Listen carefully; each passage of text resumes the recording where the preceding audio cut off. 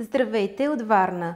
Днес ще ви представим нашата гледна точка, свързана с някои от въпросите, които разглеждахме в уроците от изминалото 3-месечие. Служенето на Исус започва с серия от 3 изкушения в пустинята. Той успешно преминава през тях. Често пъти, когато решим да предприемем значителен ход напред в нашия духовен живот, може би някой се опитва да ни препъне. Как можем да останем твърди във вярата, когато на пръв поглед изкушенията са по-силни от нас? Несъмнено, най-силният инструмент, който открием в този пример, който лично Исус ни го дава за справяне с изкушенията, е писано е, т.е. Словото. Лично Той ни го дава като пример и вярвам, че всички ние го използваме. Важно е обаче да отбележим нещо, което се случва с нас преди този момент, преди личния ни момент, преди личния отговор, който даваме. Важно е да имаме една предишна духовна опитност с това слово, за да можем и ние, когато дойде моментът на нашия отговор, да отговорим по начин, който ще вдъхне вяра и на нас, за да излезем от тази криза. С какво ще запомниш уроците от изминалото 3-месечие? Кои бяха най-ценните моменти за теб? Особено впечатление ме направиха уроците с своето голямо разнообразие от личности, с които се среща Христос. Твърде много като брой и твърде различни. Първо като националност. Юдеи, галилеяни, самаряни, езичници от Тир, Сидон, римляни, високо поставени в еврейското общество. Този огромен спектър ни показва неговата изключителна загриженост. Открих това по един по-различен начин, доколкото до сега го бях откривал. Исус Христос е нещо повече от това, което са царете, да го кажем, на нашето време. Той има една лична връзка и лична заинтересованост към всеки един и уроците са много ценни, когато ги разгледаме за всеки един от тях. Добре познат пасаж от Библията, върху който често говорим, са емблематичните 3 отказа на Петър. 2000 години по-късно на нас също ни се случва да се отречем от Исус и чувствата, които изпитваме след това, са не по-малко драматични. Как бихме могли да се справим с изгарящото чувство на вина и да продължим напред?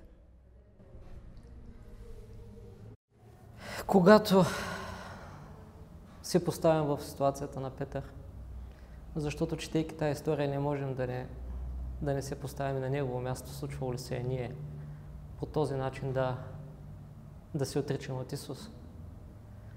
Всъщност, по някакъв начин искам да разделя двата типа хора, тези, които успяват да излязат от ситуацията и тези, които не успяват. Така наречения духовен човек ще успее да, въпреки смазващата сила на греха, защото той усеща, ще успее да се изправи и да поиска прошка. Докато плътският човек няма сили за това. Духовният човек разглежда случая като просто загубена битка. За плътския човек това е загуба на войната. Как да излезем от ситуацията? Как би отговорил духовният човек на въпроса на Исус? И вие ли искате да си отидете? Защото всеки, който се грешава, по един или по друг начин трябва да отговори на този въпрос. И аз ли искам да си отида, след като съм стигнал до това положение, да се отрека от Исус? Какво отговориха учениците? При кого да отидем, Господи? Ти имаш думи на вечен живот. Всъщност, ние нямаме алтернатива.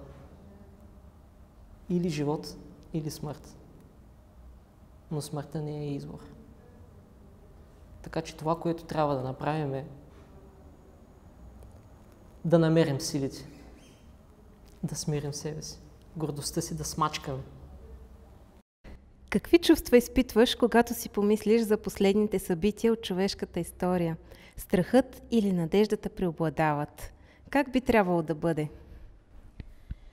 Когато се запознах с събитията на последното време, в началото, честно си признавам, изпитах огромен страх. Представих си как аз не мога да се справя с нищо от това, което ни очаква, как изобщо предпочитам да не участвам в тези събития, ако е възможно. И някак си ми се искаше да ми се спестят тези събития. Тогава си говорих с един приятел и той ми каза, виж какво, ние имаме един прекрасен Бог, който ни обича страшно много. И той няма да ни даде нещо повече от това, което ние можем да понесем. И той ще направи така, че ако ти си верен и ако ти имаш правилното отношение и вървиш в правилния път, той няма да те остави, няма да допусне да ти се случат такива неща, които да те отклонят от този път. И от там нататък за себе си взех решение, че ще се фокусирам към това, което ме очаква в края, в наградата.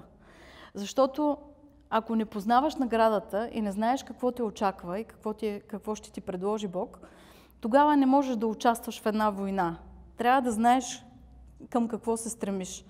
И за мен е това да наблюдаваш и да се стараеш да откриеш онзи свят, който Бог ти обещава. Тези неща, които ти е обещал. Колкото и да ни е казано, че не можем да си представим, поне една частица от това можем да мечтаем. И съм си поставила за цел да мечтая за този ден. И аз не мечтая за това и не мисля за това какви ще бъдат събитията около това, а за това, което ни чака.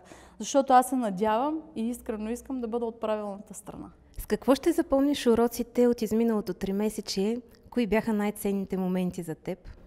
Интересно е, че вестта на Бог винаги е толкова актуална и толкова в правилния момент.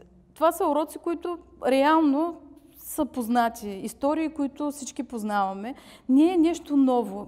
И въпреки всичко, всеки път си впечатлен, всеки път намираш нещо ново, всеки път има някаква думичка, която си изтървал някога. И винаги тая вест е актуална. Това е най-уникалното нещо на Бог, че Той по всяко едно време винаги е интересен, винаги ти е полезен и винаги намираш точно това, от което имаш нужда. Така че за мен това беше за пореден път урок да не поглеждам на нещо, че е твърде познато, а напротив, да продължаваш да дълбаеш навътре и да търсиш това, което Бог иска да ти.